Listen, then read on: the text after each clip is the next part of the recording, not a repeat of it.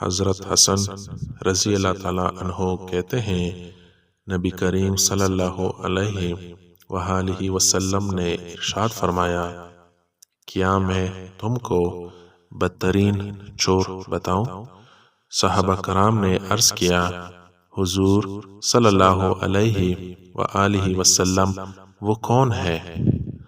آپ صلی اللہ علیہ وآلہ وسلم نے فرمایا وہ نماز چرانے والے ہیں۔ عرض کیا گیا حضور صلی اللہ علیہ وآلہ وسلم نماز میں چوری کیسی ہوتی ہے؟ آپ صلی اللہ علیہ وآلہ وسلم نے فرمایا وہ رکوع اور سجدہ صحیح طور پر نہیں کریں گے۔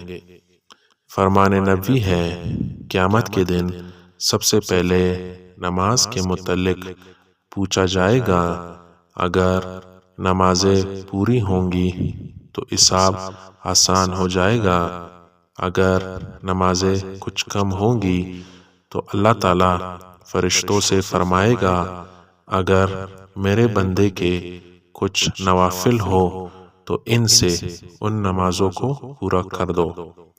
فرمان نبوی ہے بندے کے لیے 2 رکعت نماز پڑھنے کی توفیق سے بہتر کوئی اور انعام نہیں ہے۔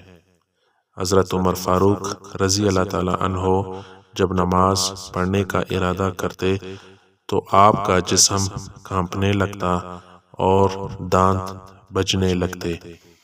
آپ سے اس بارے میں پوچھا گیا تو آپ نے کہا امانت کی ادائیگی اور فرض پورا کرنے کا وقت قریب آ گیا ہے اور میں نہیں جانتا کہ اسے کیسے ادا کروں گا۔ حضرت خلف بن ایوب رحمۃ اللہ علیہ نماز میں تھے کہ انہیں کسی جانور نے کاٹ لیا اور خون بہنے لگا، مگر انہیں محسوس نہ ہوا یہاں تک کہ ابن سعید باہر آئے اور انہوں نے آپ کو بتایا اور خون آلود کپڑا دھویا۔ پوچھا گیا آپ کو جانور نے کاٹ لیا اور خون بھی بہا مگر آپ کو محسوس نہ ہوا؟